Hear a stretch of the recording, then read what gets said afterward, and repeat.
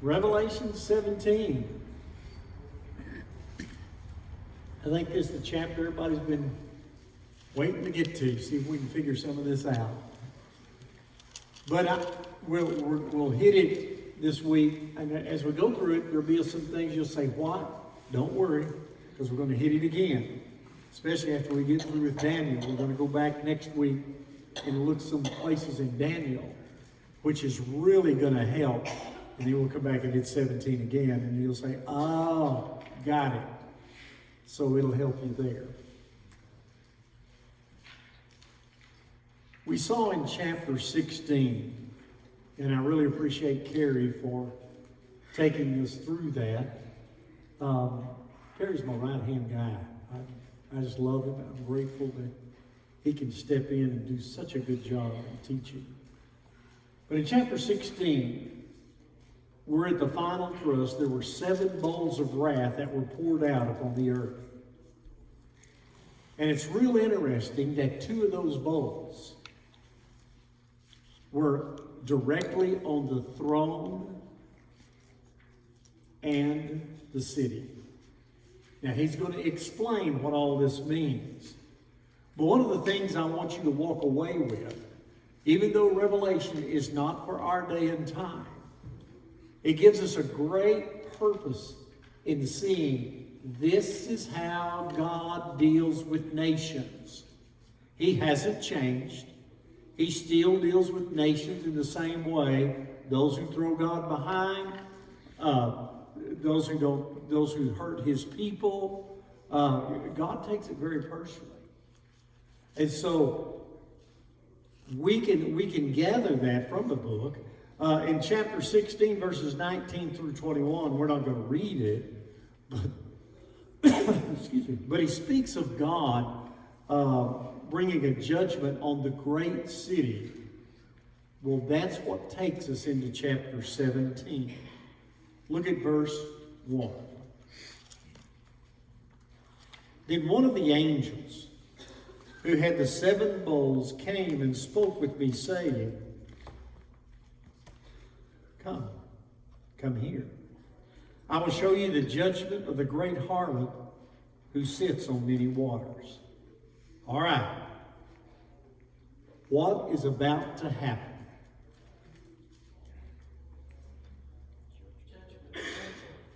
What?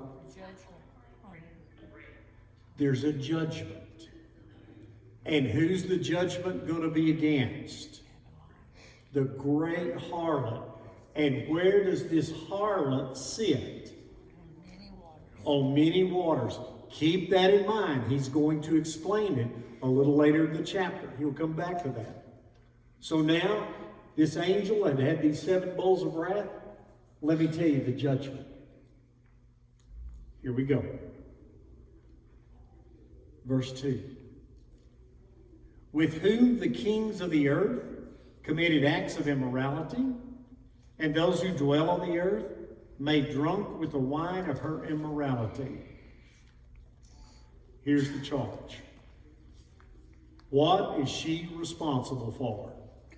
This harlot. Well, he said that they committed acts. The other kings on the earth had committed acts of immorality with her. She's involved in the other kings in other places. And they have also been influenced by her. For the good? No. Nope.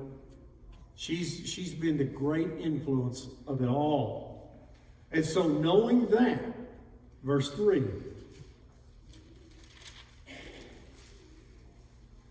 And he carried me away in the spirit into a wilderness. Now, where has John been moved from?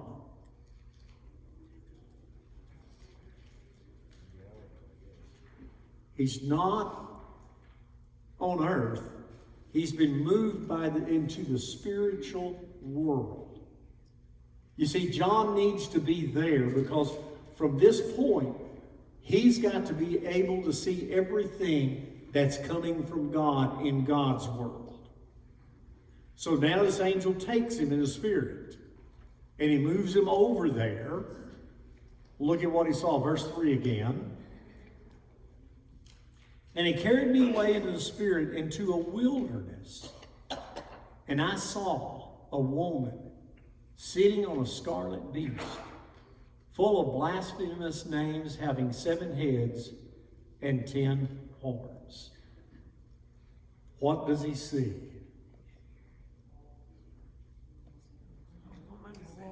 A woman. He sees this woman. Now, where is this woman sitting? A scarlet beast. She's sitting on this scarlet beast. This scarlet beast is whoever this beast is supporting her, is carrying her along. But what are the descriptions in verse 3 about this beast?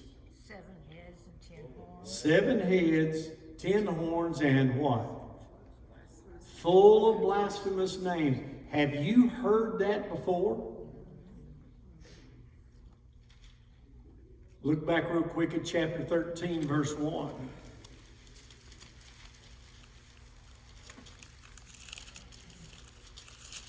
He says, and the dragon stood on the sand of the seashore. Then I saw a beast coming up out of the sea, having 10 horns, 7 heads, and on his horns were diadems, and on his heads were blasphemous names. We're talking about that beast. But there's a woman sitting on her. Well, we're going to let him explain this to us. Because, just to give you a heads up, this is the sea beast here we're talking about in chapter 17. Let's keep going. Verse 4. The woman was clothed in purple and scarlet, and adorned with gold and precious stones and pearls, having in her hand a gold cup full of abominations and of the unclean things of her immorality. Tell me how he pictures this woman. Having some form of royalty. Having what? Having some form of royalty. Having some form of glory, a beauty. I mean, she's a beautiful lady. Purple, scarlet, who wore those? Royalty. Royalty, yes. You know, talking about gold and precious stones and pearls. I mean, she's well dressed, she's beautified. That's the picture of the woman. And then yet in her right hand, what does she have? She has a gold cup. And what is in that gold cup? Abominations. It's full of abominations that she's holding. And unclean things of her immorality. She's holding it. You see, she's the one that's made the nations drink. And she's been responsible for it all. So this is how John sees her. Verse 5. And on her forehead, a name was written, a mystery. Babylon the Great, the mother of harlots and of the abominations of the earth. Do you remember when Jesus was crucified? What did they put above him? The King of the Jews. There was a sign that said, King of the Jews. They wanted to make an announcement. This is your king, people that are of the Jews. Well, we got this woman, and on her forehead, there is written a sign. So no one is going to miss this. And it seems like in the book of Revelation, every few chapters, someone's got a sign on their forehead. Don't they? I mean, we got the beast putting the signs on the forehead of those who serve him with the number 666 or some other form of that. We've got God taking his people and he puts his name on their forehead. Well, now this woman, this harlot, he's got it on her forehead. There's a mark. And he's got the name, her name, the name of her, Babylon the Great, and has the charge. Who is she? She is the mother of harlots and the abominations of the earth. She has influenced the whole world. This one woman. Now, who is this woman? We don't know yet. But we got the picture. She's sitting on this beast that's got 7 heads and 10 horns. You know, he's supporting her, whoever she is. Brent, Yes. this is, we're talking about a woman back in 12, we had a woman who was Israel. that Yes. represented- Yeah, that wasn't. And she went to the wilderness. Yes, that wasn't the same woman though. Okay. That was the one back in chapter 12. He's asking, is this same woman? The one back in chapter 12 were the people of God. That was this remnant. Okay. You know, this is a charge brought because at the end of chapter 16, he's going to tell you this. There was this harlot in this great city, and that's what he's beginning to describe. And this is how he saw her. So, if she's a mother of harlots, if she is also of the abominations of the earth, is there a great problem between this woman and God? Oh my, yes there is. Verse 7. No, excuse me, verse 6. I won't forget that one. And I saw the woman drunk with the blood of the saints and with the blood of the witnesses of Jesus. How else is she pictured? I mean, she's drunk, but what's caused? It's not been alcohol. It's the blood of the saints. Yeah, she's drunk with the blood of the saints and those who are witnesses of Jesus. What does that tell you about her? She's responsible for that. She's responsible. And so, John is seeing all of this now. Look at the end of verse 6. When I saw her, I wondered greatly. How about you and I? You wonder greatly? John is, verse 7. And the angel said to me, why do you wonder? I will tell you the mystery of the woman and of the beast that carries her, which has the 7 heads and 10 horns. How does the angel respond to John's wondering? That he's going to explain to him what it's all about. Let me explain what this means. Continue on. Verse 8. The beast that you saw was and is not, is about to come up out of the abyss and to go to destruction. And those who dwell on the earth, whose name has not been written in the book of life from the foundation of the world, will wonder when they see the beast that he was and is not and will come. Does that help? I read it through a little quick because I wanted to see. I mean, when you look at that, you're going, what? You know, I'd wonder greatly too about this point. You know, that's not a lot of help. Let's look at the beast. Verse 8 again. And the beast that you saw was. What does that tell you? Past tense. Past tense. Whoever this beast is, he was somewhere in the past. And, verse 8, is not. What tense? Present. So is the beast there at the moment of the writing of the book? Not yet. Oh, he was, but he's not right now. Continue on. and is about to come up out of the abyss and go to destruction. What tense?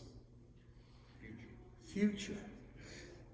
So whoever this beast is, and he's going to come up out of this abyss, and what's going to happen to him? He's going to destruction. If you're a saint and you're reading this, and you see the outcome of this beast, that he's going to destruction, what would that give you? Hope. I'm not going to have to mess with him again. So I know his end. But right now, there's nothing happening with the beast, but he's about to come where? Out of the abyss. Now let me give you this help right quick. Back in chapter 11 of the book of Revelation, there were two witnesses that God brought on the earth. And those witnesses, they were in Jerusalem. And those witnesses were preaching and proclaiming the word of God. No one could harm them. No one could do anything with them. Until coming up out of the abyss, there was a beast. And what did he do? He killed them. He killed them. And they were just left laying in the streets, and we're talking about the same beast that killed those two that no people could kill. He made war. He overcame them. Well, this beast that we're talking, the same beast here, he has an end fate. What is it? Going to destruction. And so here in verse 8, he talks about the beast that you saw and is not, and is about to come up out of the abyss and go to destruction. Now listen to the next part. And those who dwell on the earth, whose name has not been written in the book of life from the foundation of the world, will wonder when they see the beast that he was and is not and will come. What about all of those now on the earth when they see this beast that comes?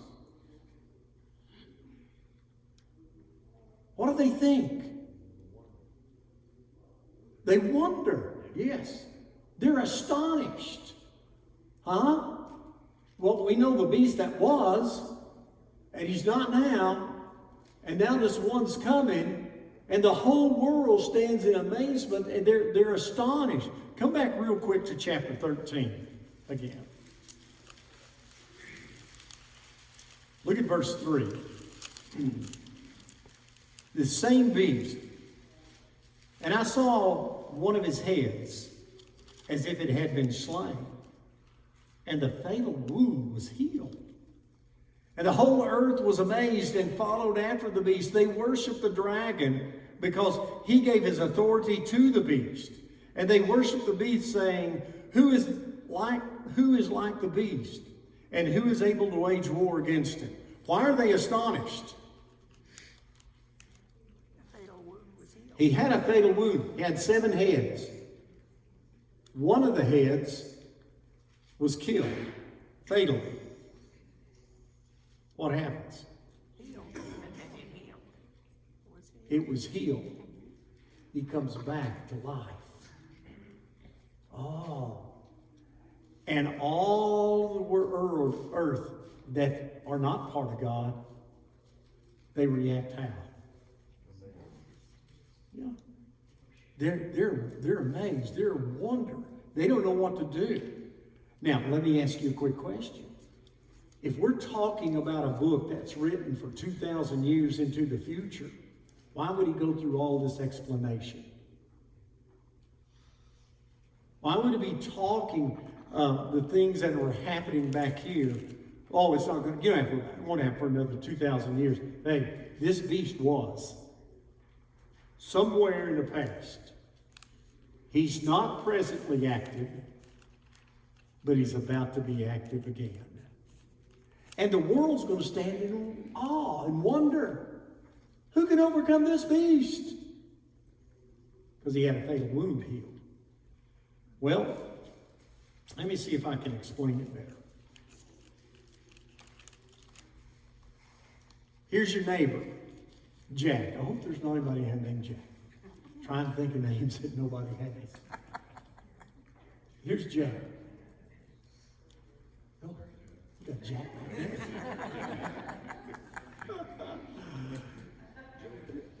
It's not specifically you, okay? Here's Jack the dad. Horrible man. He lived down the road from you. He was always hurting people, taking advantage of people. He would shoot people's cattle. He was just a wrecker all the way around. How would you feel like having a neighbor like that? Wouldn't like it. All of a sudden, Jack dies. And his son takes over the place. And his son is kind of meek and mild. You know, he does treat people fairly. Well, how'd you like to have that help for your neighbor? And you compare the son to the dad. Better. Oh my, this is so much better. Well, the dad was, and now the son took over, then he is not. I don't have to put up with all that nonsense. And all of a sudden, the grandson comes along. And the grandson is 10 times worse than the grandfather. Oh, what would you think? Oh, I thought we were rid of the dad. He's been so nice with the son, and now the grandson is 10 times worse than the dad ever was, or the grandfather. See, he was. He is not. It's about to come. It's going to get a lot worse. Well, at the writing of the book, this beast isn't there yet. But what do they know? He's on his way. He's coming. He's letting them know ahead of time. Verse 9. Here's a mind which has wisdom. Whoa. What does that tell you?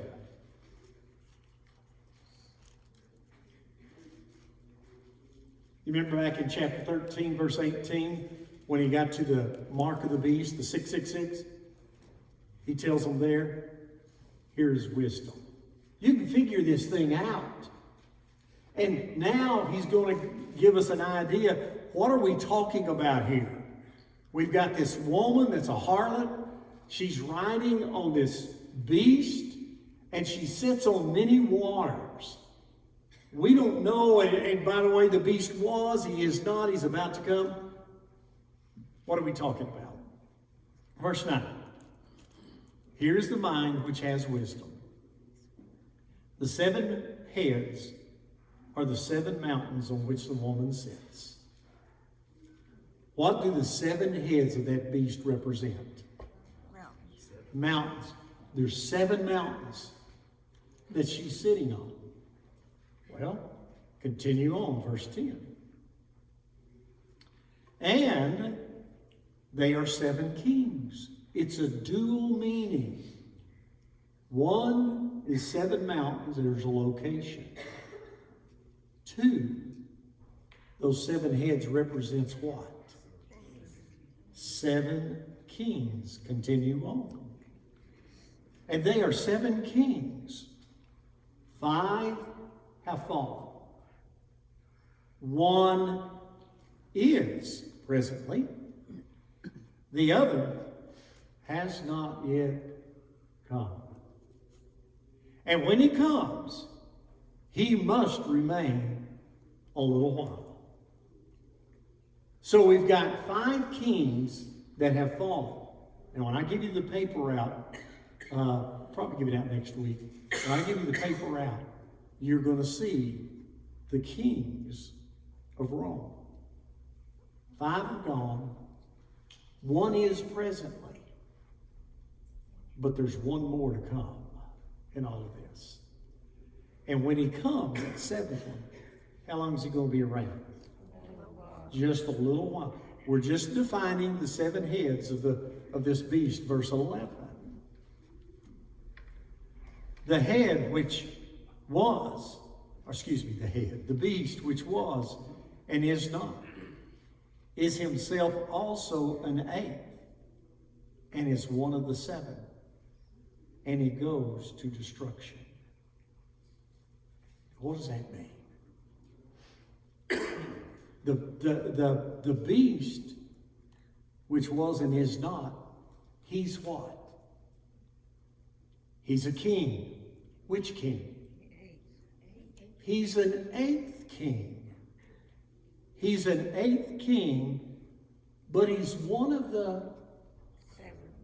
He's one of the seven. Keep in mind, 7 heads.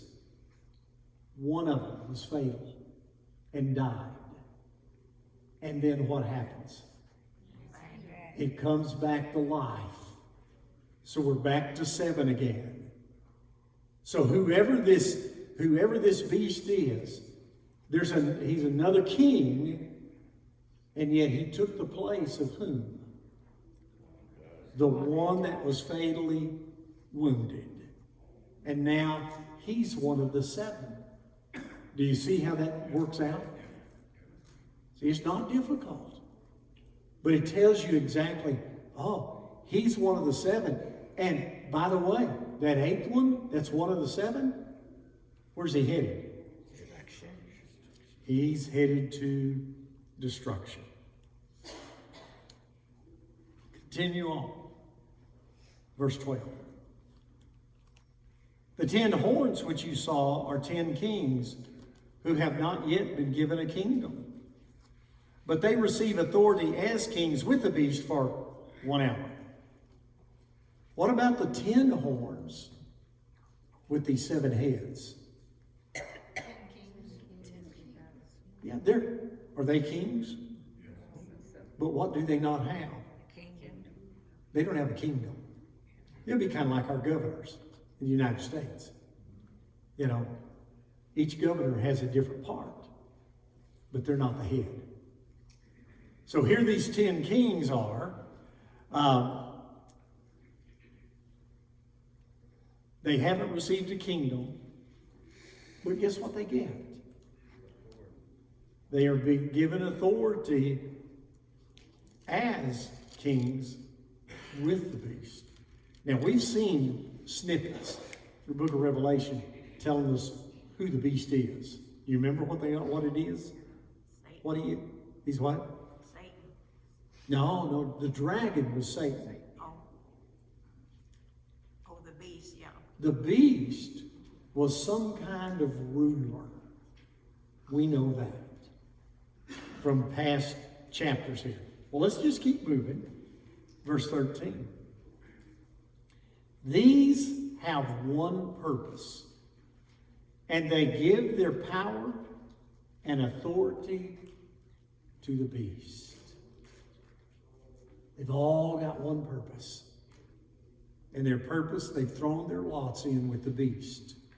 Whatever you say, that's what we're going to do. Keep going. Any questions at this point? Keep going. Verse 14. These will wage war against the Lamb, and the Lamb will overcome them, because he is Lord of lords and King of kings. And those who are with him are the called and chosen and faithful. What do you learn? Where do these kings that throw in their lot with the beast, where does their war begin? They're going against the Lamb himself. Now, John's in the spiritual world, and he's seeing all of this, and it's all being described. But they're at war with the Lamb. And being at war with the Lamb, what do you know about who the Lord is? A great lesson to learn. Quit worrying about what happens on this earth. Who is the Lord? He is Lord of lords and King of kings, and nobody's going to change it. So, and the ones that he has with him, what does he call them? Chosen and faithful. They're called the chosen and the faithful. Boy, does it pay to stand with Jesus. All the other nations and all the people on the earth are amazed at the beast. I would be concerned about being amazed at the Lamb, because he's going to have the final say-so in this whole matter. Continue on. Verse 15. And he said to me, the waters which you saw where the harlot sits are peoples and multitudes and nations and tongues. Remember back in verse 1? The harlot sat on many waters. What are the many waters representing?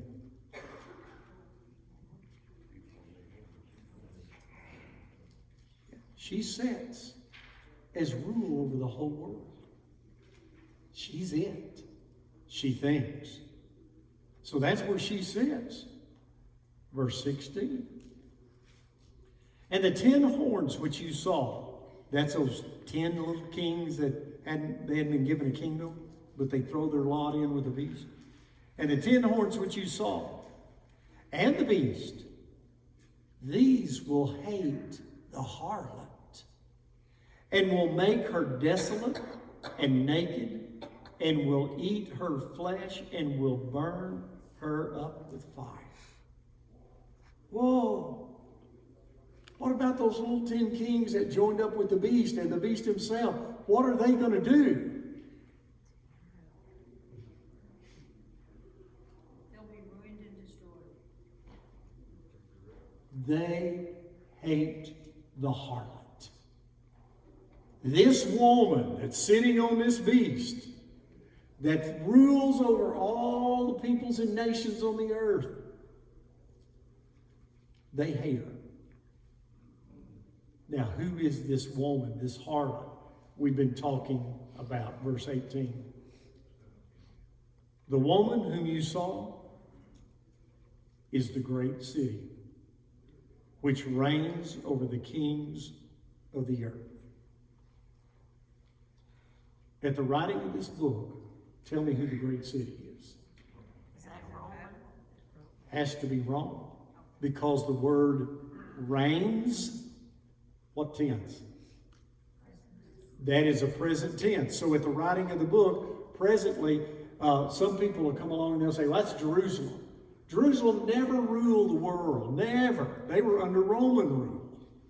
There was only one city at the writing of this book that ever ruled all the world. And that was Rome. And so you got Rome. This beast is carrying her. And so that's what makes Rome do what they do. But then all of a sudden you've got these 7 heads, which is really, there was an 8th, but one of them died, come back to life. You got the 7 heads, you got these 10 kings that are sub-kings, or whatever you want to call them. They're all turning on the harlot, and they're going to burn Rome down. They're going to destroy the ruling city.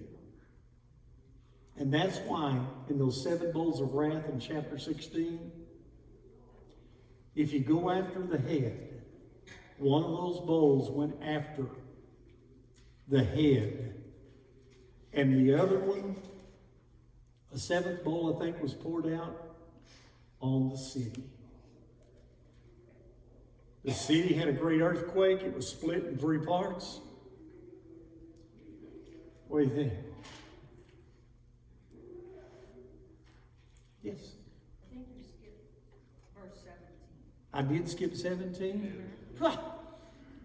I did. Now, just give you a break, or give me a break. This morning's the first morning I've read out of my finer print Bible, so I'm having trouble seeing but I can see it. We progress, okay? So I apologize for missing that one.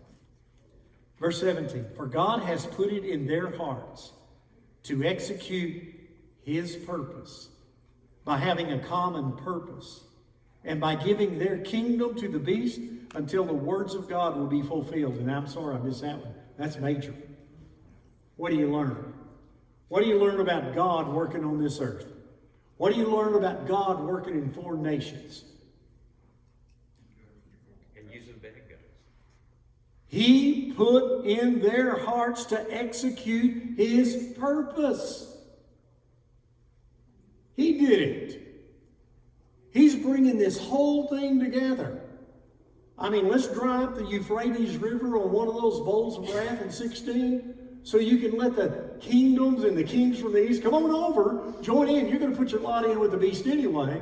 We'll make it easy. And now you're there. It's all God controlled. We don't see that in our world today.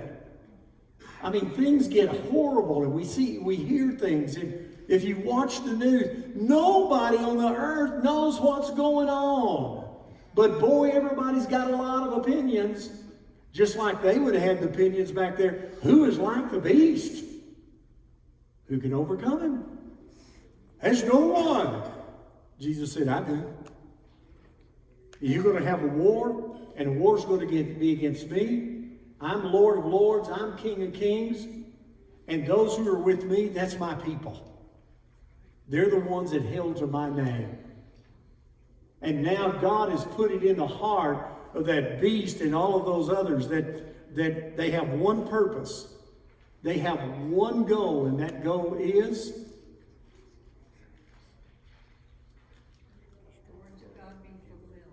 there you go. God, they're going to war with Jesus, with God.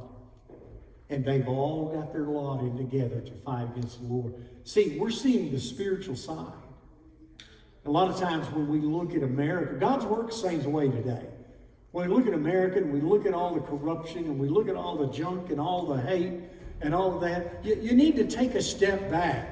And you need to recognize who's King of Kings and Lord of Lords, because everything on this earth will be completed exactly the way God says it will be done. He's got control of it. We got all these wars going on everywhere and all this upheaval everywhere. And you think, oh, what's going to happen? It doesn't matter. I know who's got control of it. And I know that they're executing the purpose that God has for the nations. Just like He did back here. And so Rome's going down. And it's been pronounced by God. It's been pronounced by Jesus. Is there anybody on earth going to thwart God's plan? All the way through, we've been seeing at different times how the environment was affected. And each time the environment was affected, what people do? They curse God. Why did God have the environment change? Try to get people to repent, recognizing God rules all. And people don't want to recognize that. Any questions or comments? Yes, ma'am. In the beginning towards the beginning of Revelation, with the significance of all the sevens, I thought that referenced the seven churches of Asia. Is that The seven heads? no? Just everything was seven, seven, seven. Yes. Wasn't that talking about the seven churches of Asia? At the first, yes, there were. But now it's about the nations. Well, remember what this woman, her question she's asking is that if it's about the seven churches, now we're talking about the whole world. What has happened on the earth? What has this woman been responsible for? She's been responsible for the immorality. She's been responsible for all this abomination of all the people on the earth, all the kings. And now it's all got to come to a stop. And it will.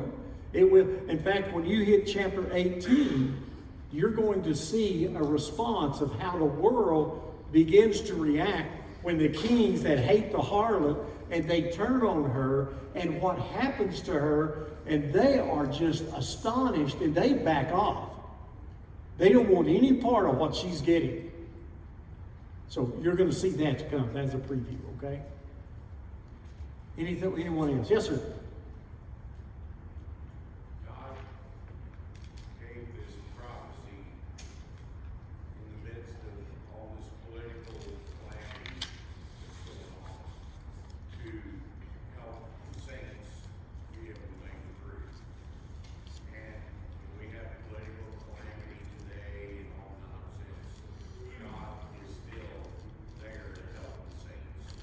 Absolutely. That's a good point. And Chuck makes a really good point about all the calamities that are going on. God's there. He's got control, and he's trying to help the saints understand. Because when this beast that is about to come up out of the abyss, when this beast comes, what's his end?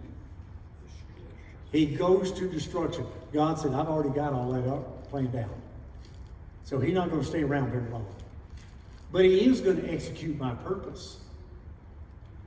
So saints, brethren, those who are faithful to Jesus, you just hang on. Don't worry about what everybody's hollering. All the world is running around. What about this? What about that? Jesus said, I'm King of Kings. I'm Lord of Lords. I got this. All right, next week we'll be in Daniel. We'll see this come together even more. Thank you.